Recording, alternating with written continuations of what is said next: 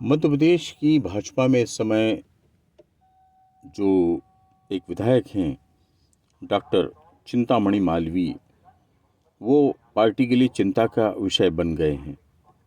और सबसे बड़ी बात यह है कि वो भारतीय जनता पार्टी के प्रदेश उपाध्यक्ष भी हैं।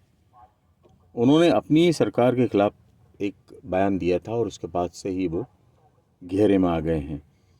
रविवार के दिन उनको भारतीय जनता पार्टी के जो प्रदेश अध्यक्ष वी.डी. शर्मा, उन्होंने इस पूरे सिलसिले को लेकर एक नोटिस जारी किया। अब कुल मिलाकर डॉक्टर मालवीय ने ऐसा क्या कह दिया? तो डॉक्टर मालवीय ने 18 मार्च को विधानसभा में बजट चर्चा के दौरान उज्जैन में सिंहस्थ के लिए निजी जमीन अधिग्रहण और सरकारी जमीन के बंटवारे का मामला उठाया और उन्होंने कहा कि किसानों को आशंका है कि यह कॉलोनाइजर और भूमाफिया का षड्यंत्र हो सकता है कि कोई व्यक्ति 10 या 20 हजार हो सकता है। उन्होंने एक टांट कसा था। उन्होंने ये टांट कसा कि जब ये उन्होंने कॉलोनाइजर्स पर और भूमाफिया पर आरोप लगाए तो उन्होंने एक टांट कस दिया। उन्होंने कहा कि कोई व्यक्ति 10-20 हजार करोड़ रुपया कमा सकता है, उसमें कोई उसको दिक्कत नहीं आएगी, बहुत आसान है। लेकिन उसको ये याद रखना चाहिए कि कफन में जेब नहीं होती है।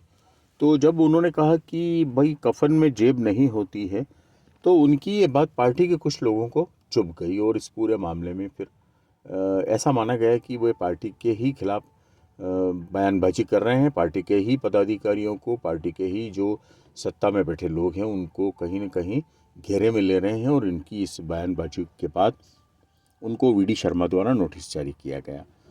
नोटिस में वी.डी. शर्मा ने कहा कि वे लगातार सार्वजनिक स्थानों पर सरकार की आलोचना कर रहे हैं। इससे पार्टी की छवि को नुकसान हो रहा है। यह अनुशासनहीनता की श्रेणी में आता है और भाजपा के राष्ट्रीय अध्यक्ष जे.पी. नड्डा के निर्देश पर उन्हें 7 दिन में स्पष्टीकरण देने के लिए कहा गया है। अगर उन्होंने स्पष्टीकरण नहीं दिया तो अनुशासन की कार्रवाई की जा सकती है। इस नोटिस की जो कॉपी है वो जो जे.पी. नड्डा को दी गई है, राष्ट्रीय संगठन महामंत्री बी.एल. संतोष को दी गई है, मुख्यमंत्री डॉक्टर मोहन यादव को दी गई है और 10 अन्य नेताओं को भी दी गई है। अब कुल मिलाकर दो बातें सामने आ रही है कि डॉक्टर चिंतामणि मालवीय या तो अपनी बात से मतलब अपनी बात पर खेद व्यक्त कर दें और वो कह दें कि उन्होंने ऐसा मतलब खेद व्यक्त करते हुए वो माफ़ी मांग लें कि भाई मैंने जो कुछ कहा वो गलत कहा है, ऐसा कुछ भी नहीं है जो मैंने कहा है। और इसके साथ ही दूसरा तरीका ये है कि वो उनके खिलाफ पार्टी कुछ भी कार्रवाई कर सकती है। तो बहरहाल उनका अभी ये चिंतामणि मालवीय का जो इस पूरे मामले में ऐसा कहना था कि मैंने सार्वजनिक तौर पर कोई भी बयान ऐसा नहीं दिया जिससे पार्टी या सरकार की छवि खराब हो। अभी मुझे नोटिस नहीं मिला, लेकिन जब मिलेगा तो जवाब दूंगा। जहाँ तक विधानसभा में मेरी कही गई बात है तो वो विधायक होने के नाते मेरा कर्तव्य है और ये पार्टी का विषय ही नहीं है। तो कुल मिलाकर अब सवाल इस बात का उठ खड़ा हुआ है कि पार्टी के सामने दो ही रास्ते बचे हैं। डॉक्टर मालवीय ने जो अपनी बात सामने रख दी इसके बाद कि या तो पार्टी उनके खिलाफ कोई अनुशासन की कार्रवाई करेगी या फिर डॉक्टर मालवीय खुद ही आगे आकर इसमें, लेकिन फिलहाल जो उन्होंने जो स्पष्टीकरण दिया है वो बड़ा मतलब उलझा हुआ स्पष्टीकरण है। उसमें क्लियर नहीं हो रहा है कि वो कहना क्या चाहते हैं।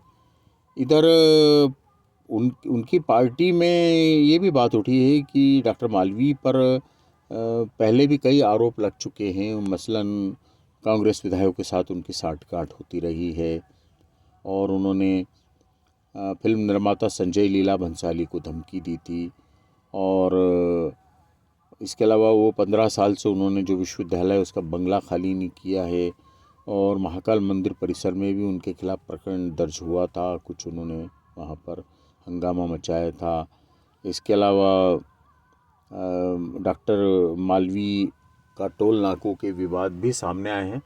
तो कुल मिलाकर ऐसा कहा जाता है कि जो डॉक्टर मालवीय हैं वो एक कंट्रोवर्शियल व्यक्ति हैं और ये पूरा मामला इन दिनों मीडिया में भी खासा चर्चा का विषय बना हुआ है।